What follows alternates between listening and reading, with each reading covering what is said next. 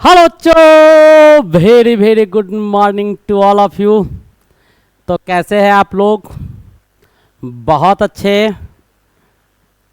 तो आज जिस लेक्चर का शुरुआत किया जा रहा है और जिस लेक्चर का शुरुआत किया जाएगा, आपके सामने जो लेक्चर शुरुआत किया जाएगा वो आपका टारगेट पॉलिटेक्निक का ये बहुत ही खूबसूरत और बहुत अच्छा लेक्चर होने वाला है। तो इस लेक्चर का शुरुआत हम लोग करेंगे। आज जो लेक्चर आपके सामने हम लाए हैं वो बेटा फिजिक्स का लेक्चर लाया गया है। किसका लाया गया है? फिजिक्स का लेक्चर, आपको भौतिकी का लेक्चर लाया गया है। यही टारगेट पॉलिटेक्निक का जो अभी आपके बीच सीरीज चल रहा है पॉलिटेक्निक वाले के लिए, वो आपको मॉडल पेपर और महाभारत का दौर चल रहा है, आप लोग देखे भी होंगे। तो अब आप लोगों के बीच मॉडल पेपर में रिपीटेड और इम्पॉर्टेंट जो क्वेश्चंस है वो तो लगातार हम आपको दिखा ही रहे हैं, विथ कॉन्सेप्ट दिखा रहे हैं, एक एक कॉन्सेप्ट को तोड़ तोड़ के दिखा रहे हैं। औरों चैनलों के अपेक्षा आप यहाँ पर देखेंगे तो आपको बहुत कुछ डिफरेंस नज़र आएगा। क्वेश्चन बताना मेरा कभी उद्देश्य नहीं रहा है, कॉन्सेप्ट और थ्योरी को बिल्कुल क्लियर करके, और वैसे जो क्वेश्चन आए, जो क्वेश्चन हम एक बार कर ले दोबारा न करना पड़े, ये हमारा मेन मोटो होता है।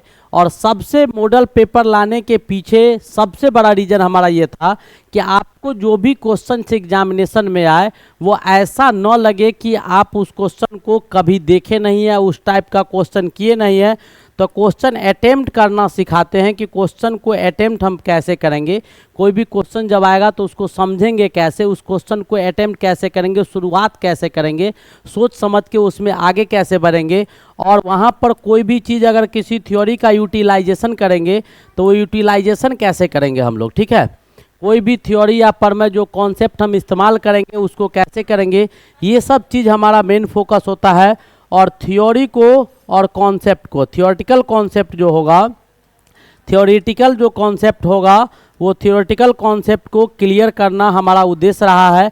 अब आप लोगों के बीच मैं महाभारत का भी एक लॉन्ग टाइम वेटेज का लेक्चर लाएंगे, ताकि टाइम मैनेजमेंट पावर जो आपका है, जो 2.5 घंटा 3 घंटा 3.25 घंटा आपको एग्जामिनेशन हॉल में जो बैठना पड़ेगा, और डिफरेंट सॉर्ट्स का जो क्वेश्चन आएगा, फिजिक्स के भी क्वेश्चन आएंगे, केमिस्ट्री के भी क्वेश्चन आएंगे और मैथ के भी क्वेश्चन आएंगे, उसको हम लोग कैसे करेंगे उसका भी कहानी अब आपको महाभारत में देखने को मिलेगा। बहुत ही खूबसूरत और अच्छा लेक्चर है। पहले भी महाभारत के लेक्चर डाले हैं, आप लोग वहाँ देख सकते हैं। बहुत ज़बरदस्त और अच्छा कंटेंट डाला जाता है। जहाँ तक कोशिश हो पाता है बेस्ट से बेस्ट करने का, उतना बेस्ट देने की कोशिश हम आपके बीच कर रहे हैं। तो आप भी इसका लुफ्त और फ़ायदा उठाते रहिए। लेकिन एक चीज़ बेटा याद रखो, मैं बार बार कहता हूँ, आप लोग एक चीज़ याद रखिएगा, चैनल को सब्सक्राइब करना नहीं भूलना है। चैनल को सब्सक्राइब करना नहीं भूलना है। तो फटाफट लेक्चर स्टार्ट करने से पहले चैनल को सब्सक्राइब कर दीजिए, कीजिए। मैं 2 सेकंड का समय देता हूँ, फटाफट मारो, मार दो। मार दिया, चलिए ठीक है। चैनल को सब्सक्राइब कर दिए। कोई प्रॉब्लम हो, कमेंट आप लोग का इधर नहीं आ रहा है, बिल्कुल सही बात है। बहुत कम बच्चे कमेंट करते हैं, आपने भी देखा होगा। पहले कमेंट बहुत ज़्यादा था, 50 60 100 कमेंट रहते थे। अब कमेंट नहीं आ रहा है, तो कमेंट आप लोग कीजिए। ये आप अगर ऐसा करते हैं, सीधी सी बात है, दुकानदार को पैसा देते हैं तब वो सामान देने में उसको मज़ा आता है। बार बार उधार की चीज़ लेने से आपकी गरिमा और छवि खराब हो जाती है। तो वैसा काम नहीं करना है। मैं इसके एवज में आपको कह क्या रहा हूँ, तो सिंपल कमेंट करने के लिए, लाइक करने के लिए और आपको सब्सक्राइब करने के लिए कहते हैं। अदरवाइज तो हमको कुछ चाहिए नहीं। तो चलिए आज का ये लेक्चर शुरुआत करते हैं। बहुत ही इंपॉर्टेंट और बहुत खूबसूरत और एक से एक बेहतरीन क्वेश्चन आपको इस लेक्चर में लेके आए हैं। तो चलिए शुरुआत किया जाए आज के इस लेक्चर का। मेरा पहला क्वेश्चन जो आपके बीच है वो क्या दिया हुआ है। एक और अच्छी बात है कि आपका जो लेक्चर अब आ रहा है या अभी से कंटिन्यू चलेगा, कुछ लेक्चर आपको हिंदी में भी रहेंगे, लेकिन अब मोस्टली लेक्चर आपको हिंदी और इंग्लिश दोनों भाषा में देखने को मिलेगा। तो ये लेक्चर आपको शुरू से लास्ट तक दोनों भाषा में रहेगा, हिंदी इंग्लिश में रहेगा, हिंदी और इंग्लिश दोनों में रहेगा। पहला क्वेश्चन हमारा है, कहता है the distance between moon and earth is 3.84 into 10⁸ metre. यानी दिया हुआ है, अब पूछ रहा है the order of the order of magnitude will be, यानी हिंदी में कहता है पृथ्वी और चंद्रमा के बीच की दूरी 3.84 गुने 10 पे पावर 8 मीटर है, तब इसका कोटिमान होगा। तब इसका क्या होगा? कोटिमान होगा। बेटा ऑर्डर का मतलब क्या होता है वो मैं आपको पहले समझा दूं। ऑर्डर का मतलब होता है पावर। ऑर्डर का क्या मतलब होता है? पावर। कोटिमान यानी क्या? 10 to the power 5, 5 to the power 10 to the power 10, 10 to the power 100, यानी इस रूप में अगर हम लिखते हैं तो ये आपको ऑर्डर कहा जाता है। एक क्रम में यानी 10 के पावर में, तो आपके पास जो पृथ्वी और सूर्य के बीच का दूरी दिया गया है वो आपको दिया गया है 3.84 into 10 to the power 8 metre के बराबर है। ठीक है, अब इसको बोल रहा है कि आप चेंज करके बताइए। इसको क्या कीजिए, आपको चेंज कर देना है किस रूप में? तो इस रूप में चेंज कर देना है, यानी ऑर्डर के रूप में आपको चेंज कर देना है, यानी 10 टू दी पावर इस रूप में आपको क्या कर देना है? चेंज कर देना है। तो बहुत इंपॉर्टेंट चीज़ है। तो मैंने 2-3 चीज़ पढ़ा था कि शॉर्ट करके जब किसी चीज़ को लिखा जाता है, जब हम किसी चीज़ को शॉर्ट करके लिखते हैं तो आपको पावर क्यों लाया गया। जैसे मान लो कि कहीं आपको लिखने के लिए दिया जाए 35400000000, बैंक का ही चेक भरने जाइएगा और आपको कहा जाएगा कि 1 करोड़ रुपया बैंक में जमा करो, तो आप ऐसे लिखिएगा इकाई दहाई सैकड़ा हज़ार 10,000 लाख 10 लाख करोड़ 10 करोड़ अरब 10 अरब खरब 10 खरब, इतना लिखिएगा तो आप बाय मिस्टेक आप सुनना लिखने में मिस्टेक कर जाइएगा। तो इसी डाटा को हम ऐसे भी लिख सकते हैं 3.54, यहाँ से काउंट कर लेंगे 1 2 3 4 5 6 7 8 9 10 12 into 10 to the power 12 into 10 to the power 12। अब आप रीड कीजिए, ऊपर वाला पढ़ना आसान होगा या नीचे वाला पढ़ना आसान होगा? नीचे वाला पढ़ना आसान होगा। ठीक है, अब ये आपका ऑर्डर में आया, लेकिन इसी को कहेंगे कि परफेक्ट ऑर्डर में चेंज कीजिए, यानी इस पूरे डाटा को लगभग आपको 10 के ऑर्डर में तोड़ देना है।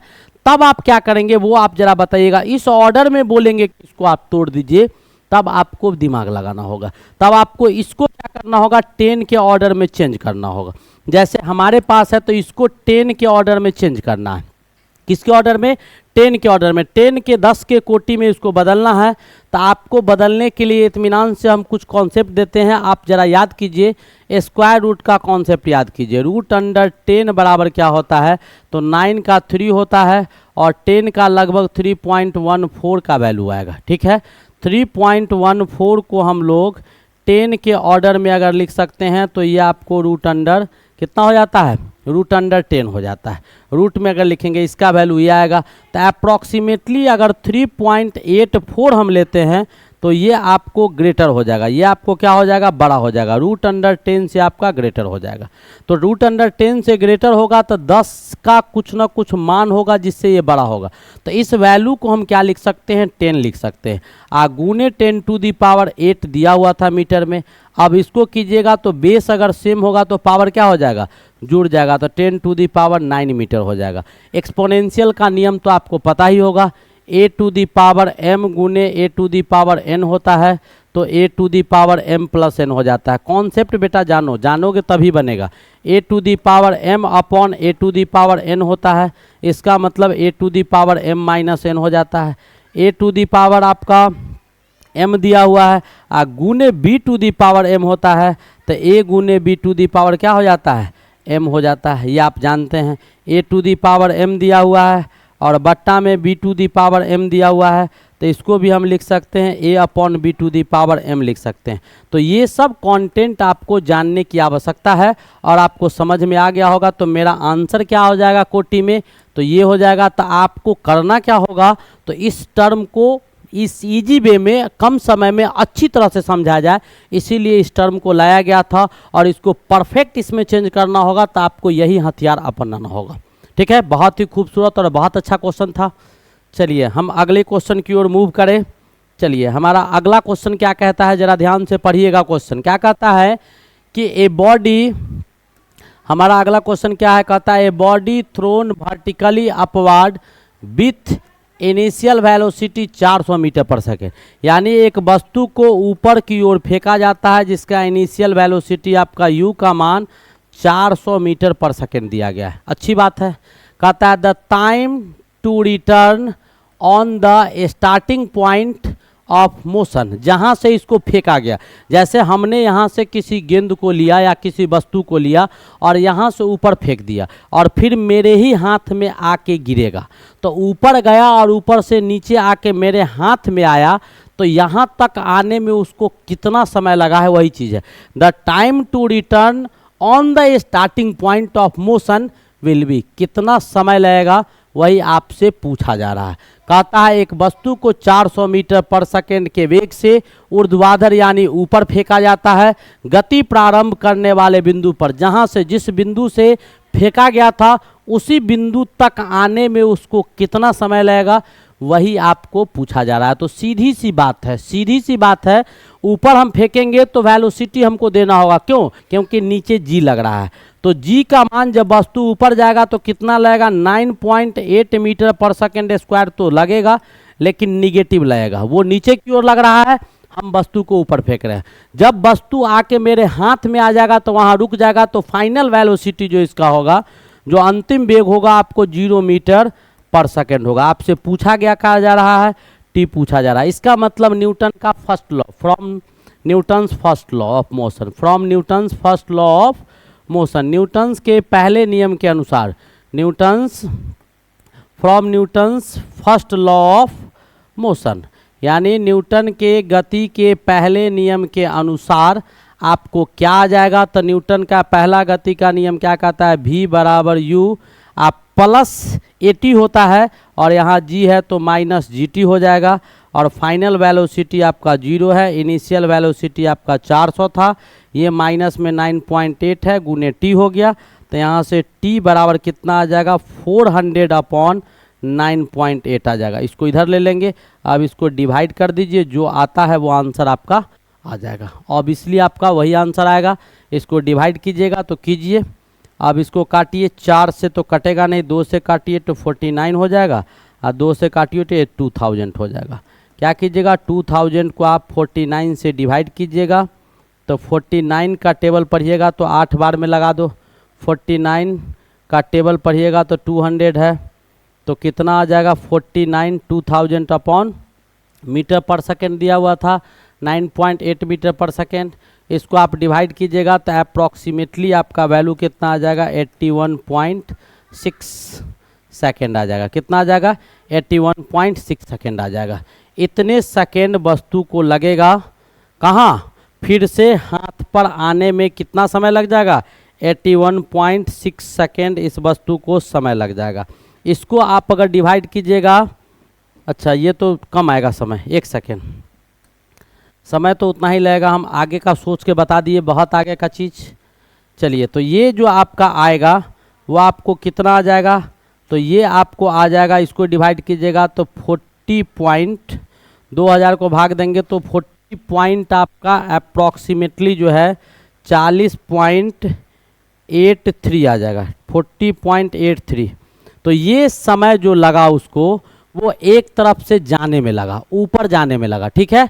नीचे से ऊपर गया, ऊपर आपका वेलोसिटी उसका 0 हो गया, तो नीचे से ऊपर जाने में, यानी वस्तु आपका यहाँ था और यहाँ से यहाँ गया, तो यहाँ आने में जो समय लगा वो आपको 40.83 इतना सेकेंड आपको ऊपर जाने में लगता है। तो जितना ऊपर जाने में लगेगा उतना ही टाइम नीचे आने में लगेगा। तो टोटल टाइम जो इसका हो जाएगा वो आपका कितना हो जाएगा, 40.83 गुने 2, या 40 पॉइंट जितना जाने में उतना ही आने में, तो इसको सीधा डबल मल्टीप्लाई कर देंगे, इतना प्लस 40.83, इसको गुना भाग कर दीजिएगा 81.6 सेकेंड। कितना समय लग जाएगा, इतना समय लग जाएगा, ठीक है।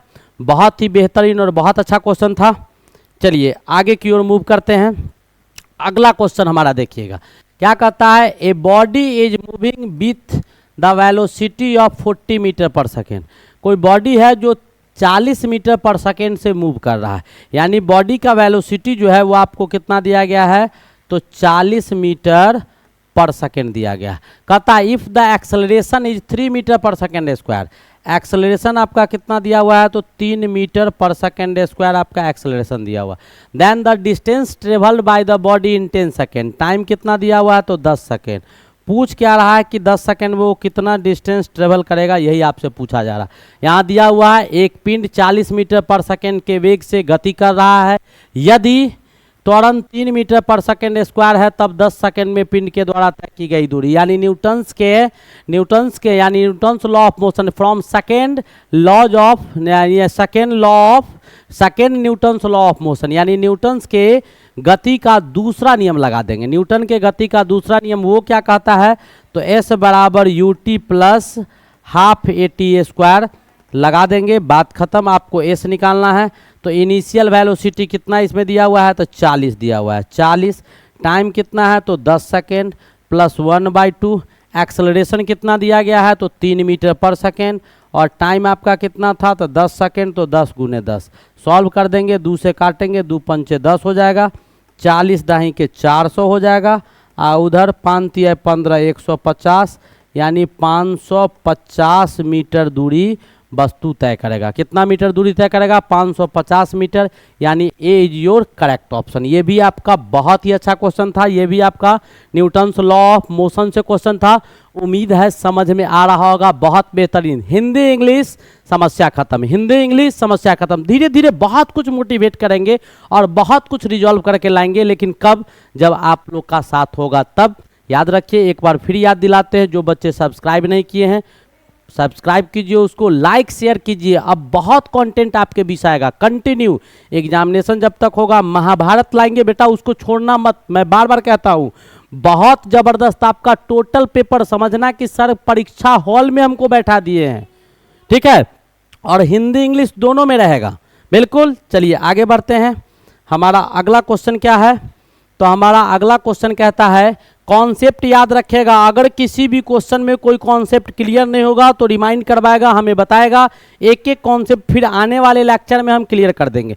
जब हम बेटा स्टेज पर आते हैं पढ़ाने के लिए, तो आप लोग का एक बार कमेंट देख लेते हैं, क्योंकि आप लोग के पॉइंट ऑफ व्यू से आते हैं। डॉक्टर मरीज को देखने जाता है तो पुर्जा देख लेता है कि उसका मास कितना है, वेट कितना है, इससे पहले दवा क्या दिए थे, अभी आवश्यकता क्या है, ये सारा चीज़ पूछ के कंपाउंडर रखता है। तो मैं वैसे ही आपका टोटल पार्ट पुर्जा देख के तब यहाँ आता हूँ, तो उस समय याद रहेगा कि क्या चाहिए नहीं चाहिए। तो एक बार कमेंट करके बताइए। आप लोग नहीं करते, इसमें कंजूसी करते हैं, ठीक है। क्या कहता है, the basic source of energy on the earth is, यानी पृथ्वी पर ऊर्जा का मूल स्रोत कौन होता है।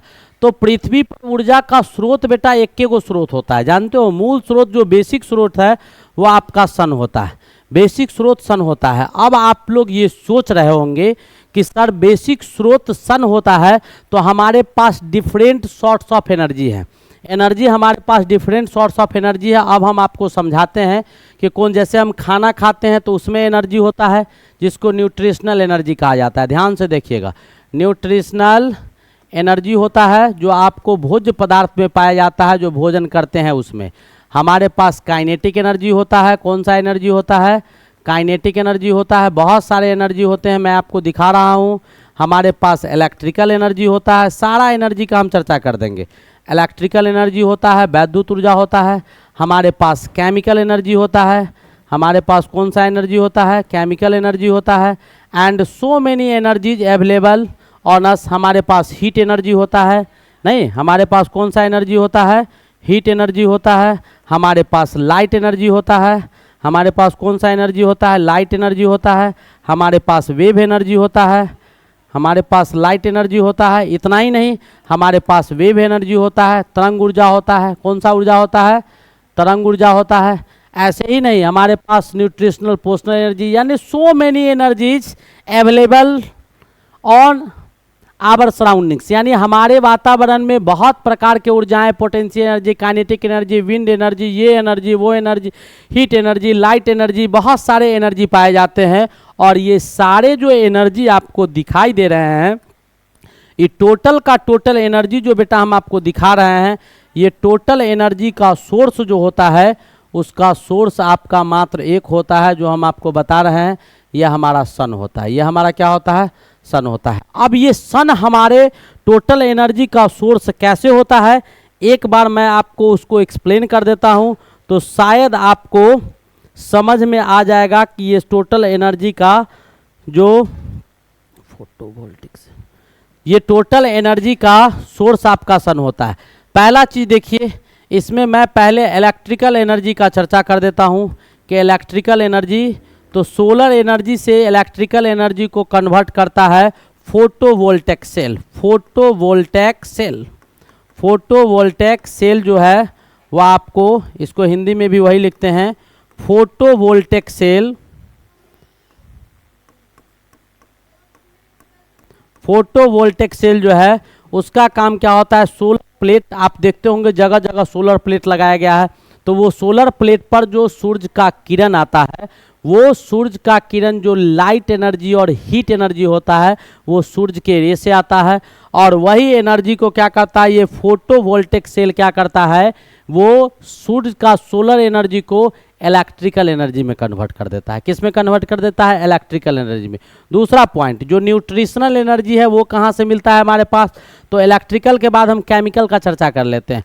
तो हमारा जो जितने भी ग्रीन प्लांट्स होते हैं वो सारे के सारे ग्रीन प्लांट्स क्या करते हैं, टोटल का total green plants by the process of photosynthesis, प्रकाश संश्लेषण की क्रिया के द्वारा सूरज के एनर्जी को क्या करता है, केमिकल एनर्जी में कन्वर्ट कर लेता है। किस में कन्वर्ट कर लेता है, केमिकल एनर्जी में, क्योंकि फोटोसिंथेसिस में केमिकल एनर्जी, केमिकल रिएक्शंस होते हैं और वो केमिकल रिएक्शंस में आपका सूरज का लाइट चाहिए, एच म्यू वहाँ पर हम लेते हैं, सनलाइट लेते हैं, तो उसको केमिकल एनर्जी में कन्वर्ट कर दिया। और वही एनर्जी से जो खाना बनाता है वही एनर्जी आपको भोजन के तत्व न्यूट्रिशन में मिलता है, और वही एनर्जी जब हम खाते हैं तो हमारे शरीर में मांस आता है और हम दौड़ना प्रारंभ करते हैं। तो ये भी एनर्जी कहाँ से मिला, सूरज से। सूरज को क्या केमिकल एनर्जी में चेंज किया, पौधा, उस पौधा को हमने क्या किया, खा लिया, तो पौधा को एनर्जी कहाँ से मिला, सूरज से।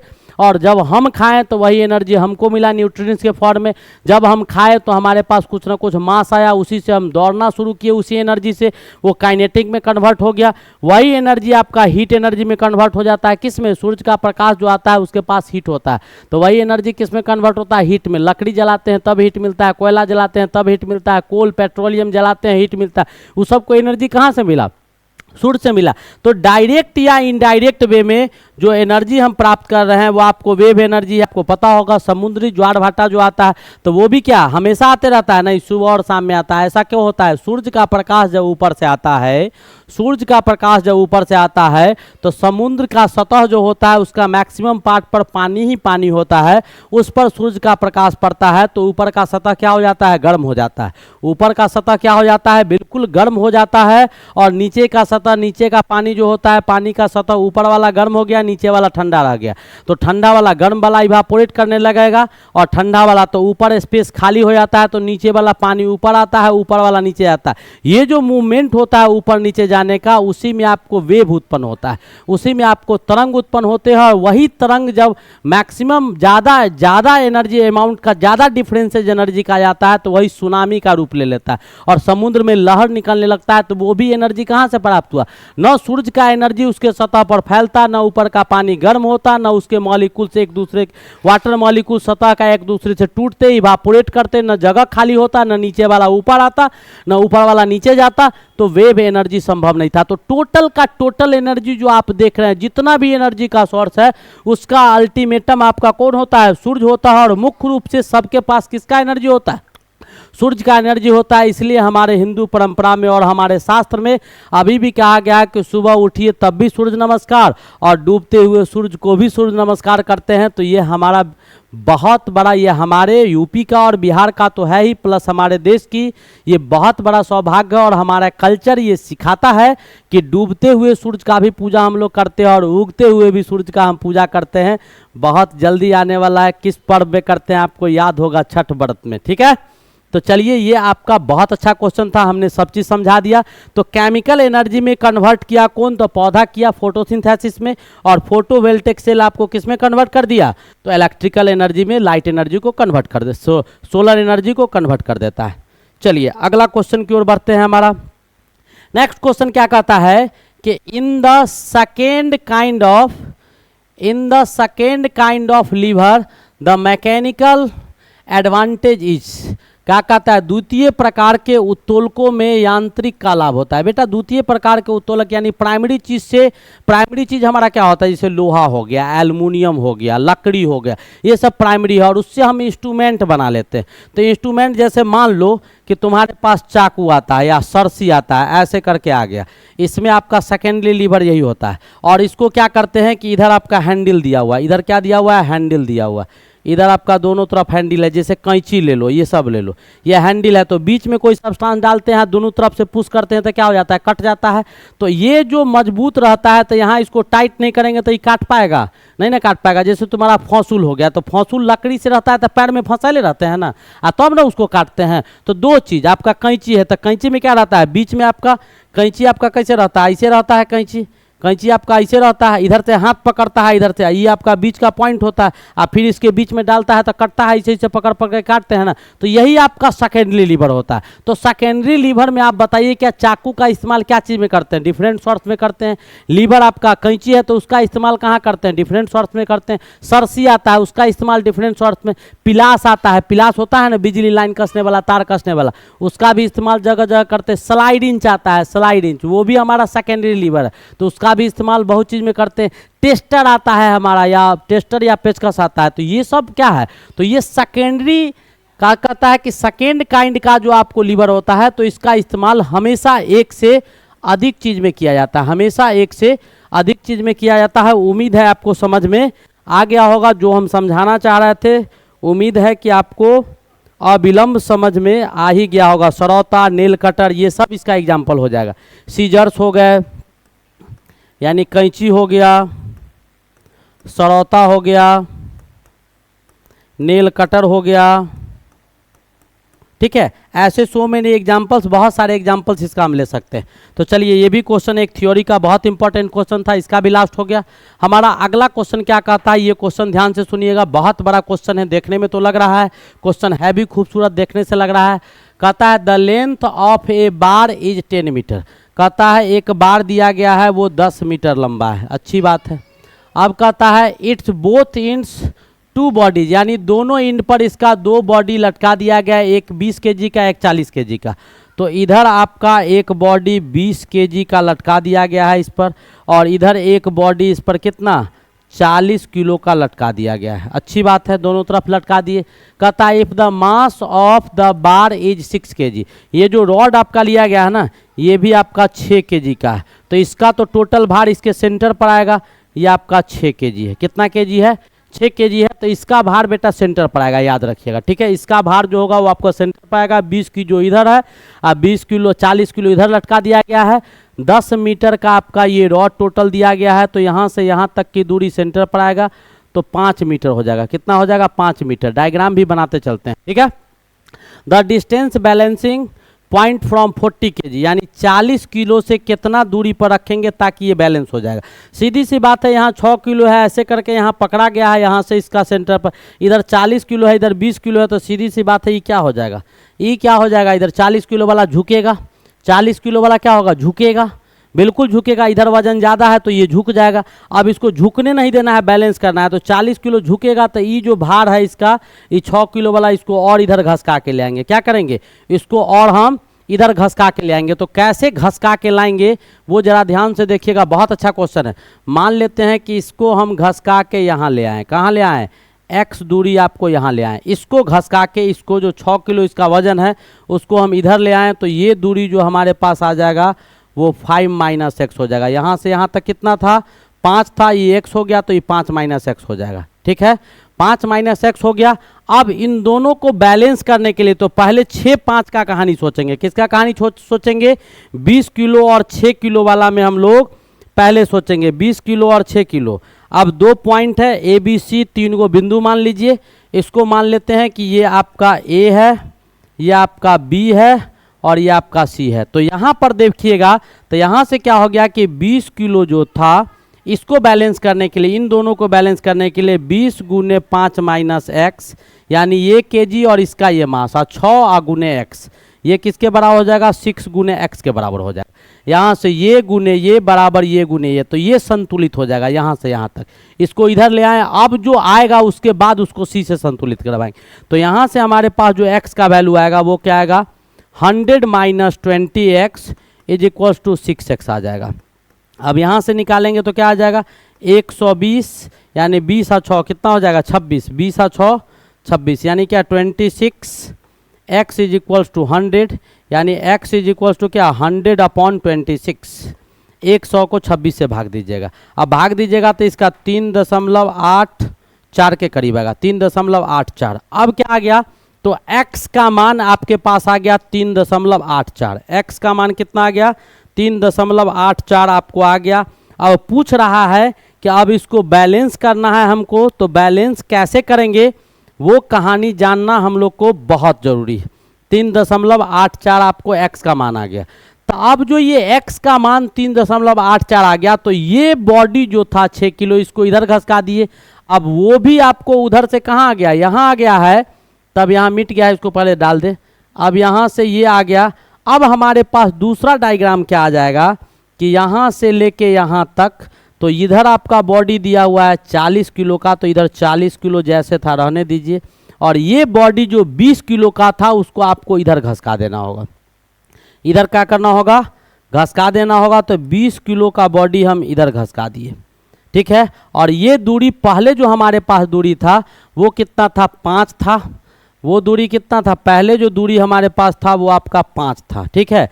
अब इसमें ये दूरी जो है ये घसक के यहाँ आ गया, तो 5 हुआ 3.84 ही, तो 5 प्लस 3.84 यानी 8.84 आपका ये दूरी आ गया। यहाँ से यहाँ तक कितना दूरी आ गया, इतना आ गया, ठीक है। अब हमको 40 किलो से बैलेंस करना है। कहाँ से बैलेंस करना है, 40 किलो से कितना दूरी पर आएगा, तो हम मान लेते हैं कि 40 किलो से वाई डिस्टेंस यानी यहाँ पर हम ले आते हैं इसको ऐसे करके, तो ये बैलेंस हो जाएगा। तो ये हो गया इतना, तो यहाँ से यहाँ तक का पार्ट जो हो गया वो 8.84 माइनस x हो गया, इतना माइनस y ना, ये y माने हैं तो इतना माइनस y हो गया, ठीक है। अब ये आ गया। अब आपको करना क्या होगा, तो वही कहानी जो वहाँ पर किए थे इस पार्ट के लिए, इसको इसको इससे, तो यहाँ पर भी मल्टीप्लाई करना होगा। तो 20 को किससे मल्टीप्लाई कीजिएगा, तो 20 को मल्टीप्लाई करना होगा 8.84 माइनस x से, और उसको जो 40 किलो है उसको मल्टीप्लाई x कहते हैं y से, और 40 को y से मल्टीप्लाई करना होगा, ठीक है। अब यहाँ से y का जो दूरी आएगा वही आपका आंसर हो जाएगा। फटाफट कैलकुलेट कीजिए। बहुत अच्छा क्वेश्चन था, बहुत ही अच्छा क्वेश्चन था। नो डाउट कि क्वेश्चन आपका खराब था, बहुत अच्छे क्वेश्चन थे। फटाफट इसको मल्टीप्लाई कर दीजिए। कर दिए, उम्मीद है कर लिया होगा, बहुत अच्छा कर लिया होगा।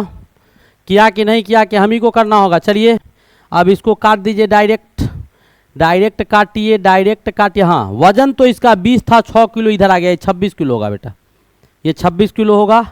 कितना, ये 6 kg वाला इधर घसक गया है, तो 20 और 6 26 किलो हो गया। अब बैलेंस करना था, तो इसको काट दो, तो 20 दूनी 40 और इधर से काटिएगा तो 13 दूनी 26, 13 दूनी 26 हो जाएगा। अब इसको आप और भी कटकुट कीजिए, तो काटने के बाद क्या आएगा वो देखिएगा। तो 13 से इसको गुना कीजिए, तो 13 अट्ठे 74 से गुना कीजिएगा इसको, तो 8 13 चौका 52, और ये 13 चौका 52 यानी 8.84 इंटू 8 माइनस 13y। फटाफट इसको मल्टीप्लाई कीजिए तो क्या आता है, मल्टीप्लाई करके बताइए। 14.92 14 इसको गुना कीजिएगा तो आ जाएगा 14.92, और ये आ जाएगा माइनस 13y बराबर कितना 20y। अब यहाँ से डायरेक्ट हम इस साइड ले आते हैं, स्पेस कम है, वहाँ से इधर ले आइएगा तो कितना हो जाएगा 33y बराबर 14.92 हो जाएगा, और 33y बराबर कितना हो जाएगा 14.92 अपॉन कितना हो जाएगा 33। अब इसको भाग दे दीजिए, फटाफट भाग दीजिएगा। कितना आ रहा है, डिवाइड कीजिए इसको। जैसे ही डिवाइड कीजिएगा तो कितना आएगा 14.92 भागा 14 की 114, यहाँ पर छूट गया है 114 आएगा, तो 114 इतना। अब इसको डिवाइड कीजिएगा तो 33 दूनी 66 लगभग 3.48 के बराबर आएगा। कितना? 3.48। तो y से कितना दूरी पर बैलेंस किया जाएगा? तो 3.48 पर बैलेंस किया जाएगा। बहुत ही खूबसूरत क्वेश्चन था, उम्मीद है समझ में आ गया होगा। हमने क्या किया, एक रॉड था 10 मीटर का था, 6 किलो वजन था। इसके हिसाब से सेंटर ऑफ मास से इसका वजन कहाँ होगा? सेंटर पर होगा। एक तरफ 40 किलो का वस्तु, एक तरफ 20 किलो का वस्तु। पहले हम क्या किए कि इधर ये झुका हुआ था, इधर ये झुका हुआ था, तो इस मास को हम इधर ले आए इसको बैलेंस करने के लिए। जैसे सीसो पर बैठते हैं तो सामान को आगे पीछे घसकाइएगा, जो होता है ना झूला झूलने वाला, ऐसे जो होता है सीसो ऐसे लगा हुआ रहता है, दोनों तरफ बैठने वाला रहता है। एक इधर बैठता है तो इधर झुकता है, इधर झुकता है, ऐसे वाला। वो वैसे हम इसको इधर ले आए तो उससे पता चला 20 किलो 6 किलो 26 हो गया। जो दूरी आया 3.84, तो 3.84 इतना आ गया। ये आपका सी बिंदु था, ये आपका ओ बिंदु था, ओ डैश आपका बैलेंसिंग बिंदु हो गया। यहाँ पर इसको मान लेंगे ये ओ था, ये आपका ओ डैश है, ओ डैश था, ये ओ वाला बिंदु आ गया यहाँ से, और ओ डैश निकाल दिए। तो ये आपका बहुत ज़बरदस्त क्वेश्चन था, बहुत अच्छा क्वेश्चन था। नेक्स्ट क्वेश्चन, अब देखिए थ्योरी का क्वेश्चन है आपके पास। क्या कहता है? The concept of internal energy is given bye, यानी इंटरनल एनर्जी कहने का मतलब क्या? जो हमारा बॉडी के अंदर जो हमारा एबिलिटी है काम करने का, यानी जिस काम को हम करते हैं तो हमारा आंतरिक क्षमता क्या है हमारा काम करने का, वही मेरा इंटरनल एनर्जी होता है। तो इंटरनल एनर्जी किसके द्वारा दिया गया था? तो thermodynamics, second law of thermodynamics नहीं, second law of thermodynamics, first law of thermodynamics के द्वारा दिया गया था। फर्स्ट लॉ ऑफ थर्मोडायनेमिक्स, तो फर्स्ट लॉ ऑफ थर्मोडायनेमिक्स क्या कहता है कि जो इंटरनल एनर्जी हमारा है, या तो उस एनर्जी को जो बाहर से हमारे पास, the concept of internal energy is given by first law of thermodynamics. First law of thermodynamics कहता है कि जो भी एनर्जी हम बाहर से लेते हैं, कुछ भी लेते हैं, तो या तो उस एनर्जी का इस्तेमाल हम लोग काम करने में कर देते हैं। सीधी सी बात है, हम अगर काम कर रहे हैं, आपको पढ़ा रहे हैं तो थकेंगे, तो इसमें एनर्जी चाहिए। तो एनर्जी कहाँ से आया है? तो हम भोजन खाए हैं तो भोजन में एनर्जी था, लेकिन भोजन में एनर्जी इंटरलॉक होता है, वो रिस्पायरेशन से हमारे बॉडी में खुलता है। श्वसन प्रोसेस से हमारा भोजन जब डाइजेस्ट होता है तो रोटी से, चावल से, आपको टिफिन में रखा हुआ है, हम तुमको बोलेंगे कि उस रोटी या चावल से एनर्जी निकाल के हमको दे दो, तो दे देगा? नहीं, संभव नहीं है। उस रोटी को हम खाएंगे और हमारे बॉडी में रिस्पायरेशन में केमिकल प्रोसेस होगा, और वो शुगर आपका ग्लूकोज और फ्रुक्टोज में टूटेगा, और वहां से तब उसका जो एनर्जी होगा वो हमको मिलेगा। तो वो जो एनर्जी हमको मिला वो हमारा खुद का एनर्जी है, या तो उस एनर्जी को हम काम करने में खर्च कर दे, और नहीं तो बाहर से जो हम रोटी और चावल या कुछ खा के एनर्जी ले रहे हैं उसको अपने बॉडी में इंटरनल एनर्जी के रूप में स्टोर कर ले। तो उसके लिए एक फॉर्मूला होता है हमारे पास, डेल क्यू बराबर डेल डब्ल्यू गुने ये। तो ये आपको वर्क डन में खर्च होगा, जो आप काम कीजिएगा उसमें, और नहीं तो जो एनर्जी आप ले रहे हैं वो एनर्जी आपके बॉडी में इंटरनल एनर्जी के रूप में स्टोर हो जाएगा। तो इंटरनल एनर्जी क्या कहता है? कॉन्सेप्ट इंटरनल एनर्जी का है वो कौन दिया था? तो फर्स्ट लॉ ऑफ थर्मोडायनेमिक्स से दिया गया था कि बाहर से जो एनर्जी हम लेते हैं वो हमारे बॉडी में इंटरनल एनर्जी के रूप में सेव होता है, एक्स्ट्रा एनर्जी जो होगा, और नहीं तो काम करने में हम उसको खर्च कर देते हैं। यही प्रथम नियम थर्मोडायनेमिक्स का कहता है। हमारे पास नेक्स्ट क्वेश्चन क्या कहता है? कहता है कि एक स्फेरिकल क्वेश्चन, देखिएगा बहुत अच्छा क्वेश्चन है। क्या कहता है? A spherical hole is made in a metallic plate. आपका बेटा एक मेटेलिक का प्लेट है या थाली है, और इसमें क्या कर दिया गया है? छिद्र कर दिया गया। ये धातु का प्लेट है, ठीक है, धातु का प्लेट है जो आप घर में इस्तेमाल करते हैं खाने के लिए, और इसमें ये आपका होल छिद्र किया हुआ है, ठीक है। अब क्या कहता है कि if the plate heated then the diameter of the hole is, इसका कुछ डायमीटर होगा, व्यास होगा, ठीक है। तो कहता है कि एक धातु का प्लेट है, उसके सेंटर पर एक छिद्र है, और जब हम इसको गर्म करते हैं तो क्या होगा? सीधी सी बात है, गर्म करेंगे तो मेटल फैलेगा, मेटल क्या होगा? फैलेगा। और जब ये मेटल फैलेगा तो ये भी आपका क्या हो जाएगा? मेटल फैल के इतना बड़ा हो जाएगा, और ये छेद आपका इतना बड़ा हो जाएगा। तो डायमीटर क्या हो गया?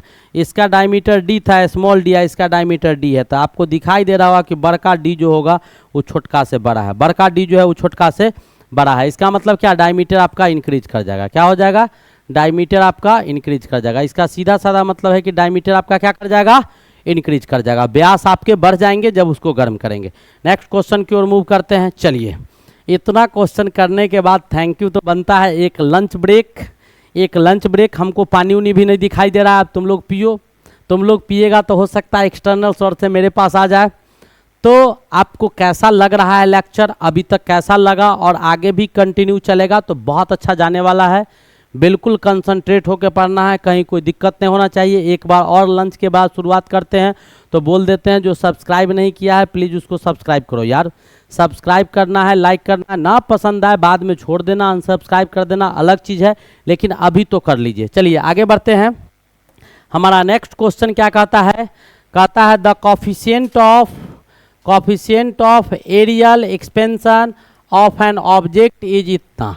एरियल एक्सपेंशन दिया हुआ है कि किसी भी एरियल एक्सपेंशन यानी क्या, एरियल एक्सपेंशन कहने का मतलब ये है, एक्सपेंशन का मतलब बेटा फैलाव होता है या फैलना होता है, और एरियल मतलब क्या, आइडियल एक्सपेंशन, आइडिया का एक्सपेंशन, आइडिया से एडजेक्टिव एरियल। आइडियल एक्सपेंशन कहने का मतलब जब किसी भी चीज़ को हम गर्म करें या फैलाएं तो उसका क्षेत्रफल बढ़ जाए, क्षेत्रफल बढ़ जाए यानी क्षेत्रफल में बढ़े, लंबाई में न बढ़े, खाली चौड़ाई में नहीं बढ़े, लंबाई चौड़ाई दोनों में बढ़े। ठीक है, जैसे अभी प्लेट था तो प्लेट को जब हम गर्म किए तो उसका पूरा क्या हुआ, पूरा प्लेट सब जगह से बढ़ गया, यानी उसका डायमीटर बढ़ गया। तो सर्कुलर प्लेट था तो उसका आइडिया क्या हो गया, बढ़ गया। उसी को एरियल एक्सपेंशन कहा जाता है। कितना दिया हुआ है, 0.4036 दिया हुआ है, इतना डिग्री सेल्सियस।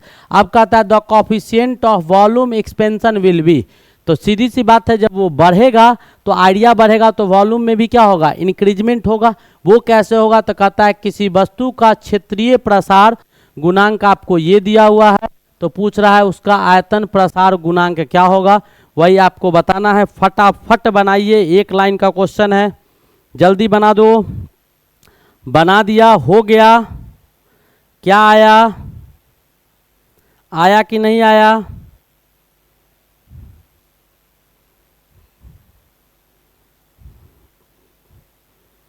आ गया। क्षेत्रीय प्रसार गुणांक क्या होता है भाई, आप लोग को कुछ नहीं पता है इसका मतलब। क्षेत्रीय प्रसार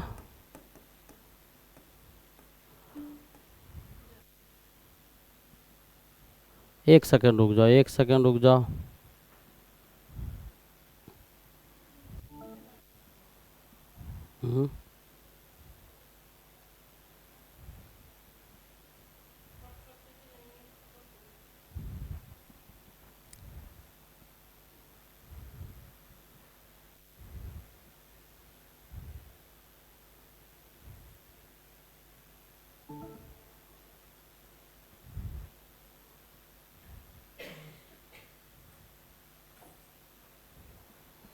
एक सेकेंड थोड़ा सा देख लेते हैं, कुछ प्रॉब्लम इसमें आ गया है। चलो आ गया। क्या कहता है, क्षेत्रीय प्रसार गुणांक जो है वो क्षेत्रीय प्रसार गुणांक क्या होता है, तो बीटा होता है, और इसका मान आपको दिया हुआ है 0.4036 पर डिग्री सेल्सियस, यानी पर डिग्री सेल्सियस आपको ये दिया गया है। ठीक है, ये आपका क्षेत्रीय प्रसार गुणांक है। और आपको क्या पूछ रहा है, तो आयतन प्रसार गुणांक क्या होगा, आयतन प्रसार गुणांक यानी वॉल्यूम प्रसार गुणांक को हम लोग क्या लिखते हैं, अल्फा लिखते हैं। वॉल्यूम प्रसार गुणांक को हम लोग क्या लिखते हैं, वॉल्यूम प्रसार गुणांक जो होगा वो आपको गामा होगा, और रेखीय प्रसार गुणांक आपका अल्फा होता है। वॉल्यूम प्रसार गुणांक आपका क्या होगा, तो गामा होगा ये, और रेखीय प्रसार गुणांक जो होगा, रेखीय प्रसार गुणांक जो होता है वो आपका अल्फा होता है। ठीक है, ये तीन चीज आपको जानना होगा। एरियल, आपका areal expansion, coefficient of areal expansion beta होता है जो आपको दिया हुआ है। कोफिशिएंट ऑफ वॉल्यूम एक्सपेंशन जो होगा गामा होता है, और कोफिशिएंट ऑफ लीनियर एक्सपेंशन, ऐसा क्वेश्चन हम बेटा करवाए हैं, कोफिशिएंट ऑफ लीनियर एक्सपेंशन जो होगा रेखीय प्रसार गुणांक वो आपको अल्फा होगा। तो अल्फा, बीटा और गामा तीनों के बीच रिलेशन निकाल दीजिए। बीटा बराबर 2 अल्फा और गामा बराबर 3 अल्फा। बीटा बराबर क्या होता है, यहाँ से डालिए, बीटा बराबर होता है 2 अल्फा और गामा बराबर होता है 3 अल्फा। ठीक है, हमको निकालना क्या है, तो गामा का मान निकालना है। बीटा दिया हुआ है तो गामा बराबर क्या होगा, 3 अल्फा, और अल्फा को किस में तोड़ देंगे, अल्फा, गामा बराबर 3 अल्फा, हमको बीटा का मान दिया हुआ है, तो अल्फा को बीटा में तोड़ेंगे तो बीटा बाई 2 हो जाएगा, बीटा बाई 2 हो जाएगा 3/2 इंटू बीटा का मान कितना दिया हुआ है 0.4036 दिया हुआ था। अब इसको तो काट दीजिए तो कितना हो जाएगा 0.4018 हो जाएगा। इसको 3 से गुना कीजिएगा तो 0.4018 3 जा 54, तो इतना पर डिग्री सेल्सियस आ जाएगा, इतना पर डिग्री सेल्सियस आपको आ जाएगा, यानी 0.4054 पर डिग्री सेल्सियस। तो ये कॉन्सेप्ट आपको जानना बहुत जरूरी है। जब तक आप नहीं जानिएगा रेखीय प्रसार गुणांक यानी क्षेत्रीय प्रसार गुणांक यानी क्या, areal coefficient of areal expansion को बीटा बोलते हैं, और आयतन प्रसार गुणांक यानी कॉफिशिएंट ऑफ वॉल्यूम एक्सपेंशन को गामा बोलते हैं, और रेखीय प्रसार गुणांक यानी कॉफिशिएंट ऑफ लीनियर एक्सपेंशन को अल्फा बोलते हैं। इसके बीच में बीटा और अल्फा के बीच रिलेशन, गामा अल्फा के बीच रिलेशन पता है हमको क्या दिया हुआ था, इधर से दोनों तरफ अल्फा उड़ा दीजिएगा, अल्फा बीटा के बीच रिलेशन ले आए कि अल्फा बीटा गामा बराबर गामा और बीटा, गामा बराबर 3/2 क्या हो गया बीटा हो गया, बीटा आपको दिया हुआ था, मैंने वैल्यू को डाला, आंसर निकाल दिया। बहुत ही बेहतरीन और बहुत खूबसूरत सा क्वेश्चन था। चलिए नेक्स्ट क्वेश्चन की ओर मूव किया जाए। हमारा अगला क्वेश्चन क्या है, हमारा अगला क्वेश्चन क्या है, क्या कहता है the thermal capacity of 80 gram aluminium, यानी क्या 80 ग्राम एल्युमिनियम का थर्मल कैपेसिटी क्या है। जब आपका विशिष्ट ऊष्मा जो एल्युमिनियम का है वो दिया गया है, तो 80 ग्राम एल्युमिनियम का ऊष्मीय धारिता क्या है वही आपको बताना है। फटाफट बताइए, एक लाइन का क्वेश्चन है, ऐसा क्वेश्चन हम पहले बहुत सेट में ऐसा क्वेश्चन आप लोग को करवा चुके हैं। क्या होगा, एम दिया हुआ है 80 और सी का मान दिया हुआ है, और एल्युमिनियम का ऊष्मीय धारिता पूछ रहा है, यानी क्या मास कितना दिया हुआ है एल्युमिनियम का, तो वो आपका 80 ग्राम दिया हुआ है, 80 ग्राम आपका मास दिया हुआ है। सी आपका कितना दिया हुआ है, स्पेसिफिक हीट जो दिया हुआ है वो 0.21 कैलोरी पर ग्राम डिग्री सेल्सियस ये दिया हुआ है, और आपको पूछ क्या रहा है ऊष्मीय धारिता, निकाल दीजिए। ऊष्मीय धारिता यानी हीट कैपेसिटी पूछ रहा है। क्या पूछ रहा है, हीट कैपेसिटी क्या होगा, तो हीट कैपेसिटी m गुने सी हो जाएगा। हीट कैपेसिटी क्या हो जाएगा 1 गुने सी हो जाएगा, फटाफट निकाल दीजिए, तो m गुने सी हो गया। m का मान दिया हुआ है 80 ग्राम और गुना 0.21, फटाफट इसको उड़ाइए, गुना कीजिए, इसको 1010 कट गया, 8 से गुना कीजिए, 8 इकाई 8, 8 दूनी 16 और बट्टा 10 यानी 16.8, 16.8 कैलोरी कितना हो जाएगा 16.8 कैलोरी पर डिग्री सेल्सियस, 16.8 कैलोरी पर डिग्री सेल्सियस आ जाएगा। ठीक है, बहुत अच्छा क्वेश्चन था। थर्मल कैपेसिटी पूछ रहा था, ऊष्मीय धारिता या हीट कैपेसिटी वही चीज है, हम निकाल दिया। एम दिया हुआ था, सी दिया हुआ था, फटाफट सॉल्व कर दिया। अगले क्वेश्चन की ओर मूव करते हैं। बहुत अच्छे अच्छे क्वेश्चन आगे और भी बेहतरीन क्वेश्चन आपको देखने को मिलेगा। चलिए क्या कहता है, the heat energy is measured is, heat energy को बेटा मेजर किस में किया जाता है, तो जूल में किया जाता है। हीट एनर्जी को जूल में मेजर किया जाता है, किस में मेजर किया जाता है, जूल में मेजर किया जाता है। और टेम्परेचर को केल्विन में किया जाता है। टेम्परेचर को किस में मेजर किया जाता है, तो टेम्परेचर को केल्विन में मेजर करते हैं। और हीट का मेजरमेंट जो मात्रक होता है वो आपका जूल होता है, कैलोरी होता है। ठीक है, 1 कैलोरी बराबर क्या, 1 कैलोरी बराबर आप पढ़े होंगे, और बहुत सारा यूनिट होता है, 4.18 जूल होता है, इसको लगभग 4.2 जूल बोलते हैं हम लोग। ठीक है, तो कैलोरी होता तो वो भी लिख सकते थे, मीटर गुने सेकंड में होगा। तो हीट एनर्जी को मेजर्ड हम किस में करते हैं, जूल में करते हैं। Joule is the correct option. Next question की ओर बढ़ते हैं। हमारा अगला क्वेश्चन क्या कहता है कि by which method the heat transfer takes place into liquid and gases, क्या कहता है कि किस मेथड से हीट का ट्रांसफॉर्मेशन जो है, उष्मा जो है वो आपका द्रव और गैस में किस विधि के द्वारा संचालित होता है, एक जगह से दूसरे जगह जाता है, बहता है, वो कैसे जाता है। तो आपको ये पता होना चाहिए कि हीट पहले जो आपका गमन करता है, हीट वो हाई टू लो करता है। कहाँ करता है, हाई से लो की ओर। यहाँ ज़्यादा गर्म जहाँ होगा वो हाई से लो की ओर करता है। ठीक है, ये हो गया। अब कहता है कि ये आपको सॉलिड में, तो सॉलिड में आपको हीट जो गमन करता है वो कंडक्शन प्रोसेस से करता है। सॉलिड में किससे गर्म किससे हीट का गमन होता है? तो कंडक्शन से होता है। आपका कन्वेंशन से लिक्विड और गैस, लिक्विड और गैस जो है इसमें आपको कन्वेंशन प्रोसेस से आपको हीट का गमन होता है, और रिडक्शन प्रोसेस होता है वो लाइट का प्रोसेस होता है। हीट में लाइट पे, तो ये आपको लाइट में जो होता है वो आपका लाइट के माध्यम से रिडक्शन में होता है। तो हीट का गमन आपको सॉलिड में कंडक्शन से होता है, यानी कंडक्शन एक दूसरे के संपर्क में आएगा तब होगा। जैसे किसी को बुखार लगा हुआ है, तुम उसके साथ जाके सो जाओ तो उसका टेम्परेचर ज़्यादा है, तुम्हारा टेम्परेचर कम है, तो उसके शरीर से तुम्हारे शरीर में क्या हो जाएगा? तापमान आ जाएगा, ठीक है। लेकिन आपका गैस में और लिक्विड में जो होता है वो हीट आपका कन्वेंशन से फ्लो करता है एक जगह से दूसरे जगह। उम्मीद है समझ में आ गया होगा। फटाफट छाप लीजिए इसको।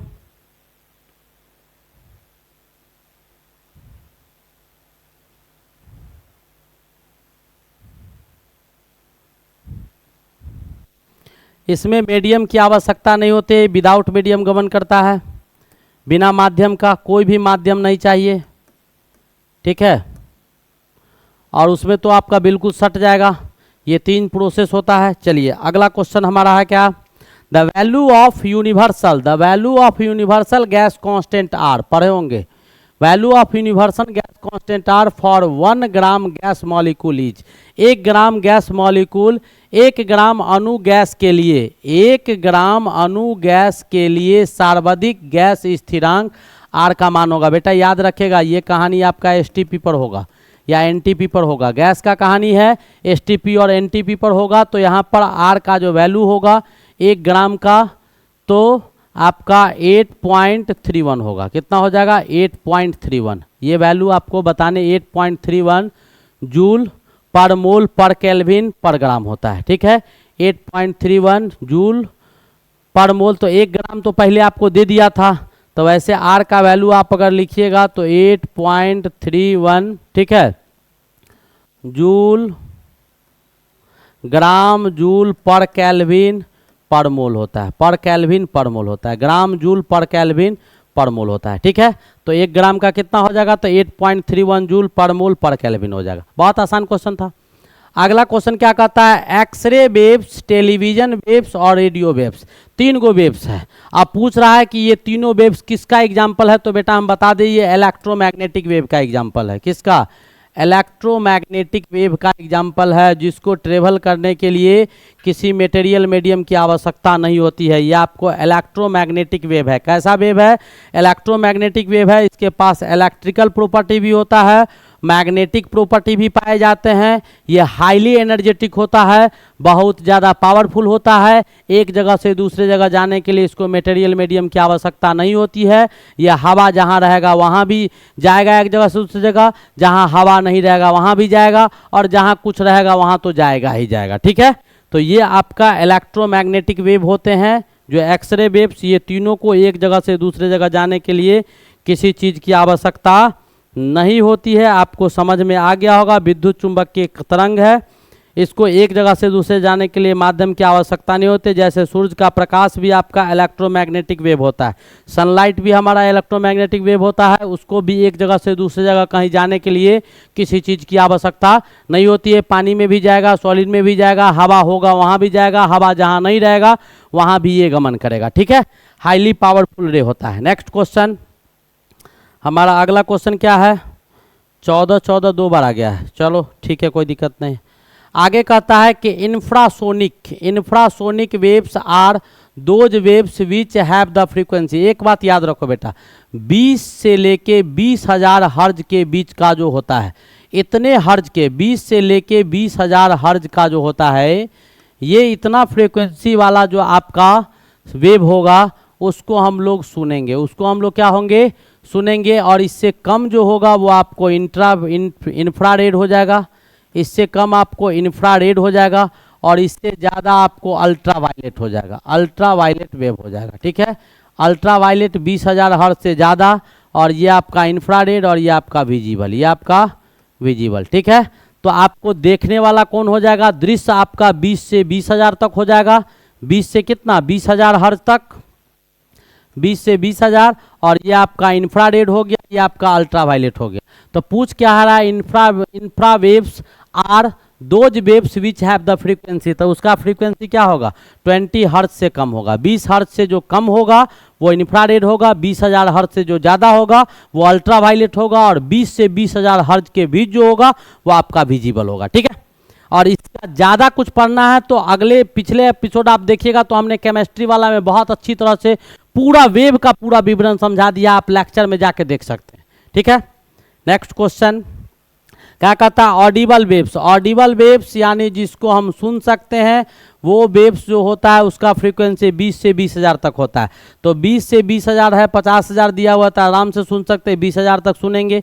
20 से 20,000 इसमें तो सुनबे करेंगे, और 200 से 20,000 इसमें भी सुनेंगे, यानी ऑल ऑफ दिज ऑप्शन होगा। अभी आपके सामने बताया गया था, ये आपका ऑडिबल वेव्स था, विजिबल लिख दिए, ये आपका ऑडिबल वेव्स था। कैसा वेव्स था, जिसको हम सुन सकते हैं, इस फ्रीक्वेंसी की आवाज़ को हम सुन सकते हैं।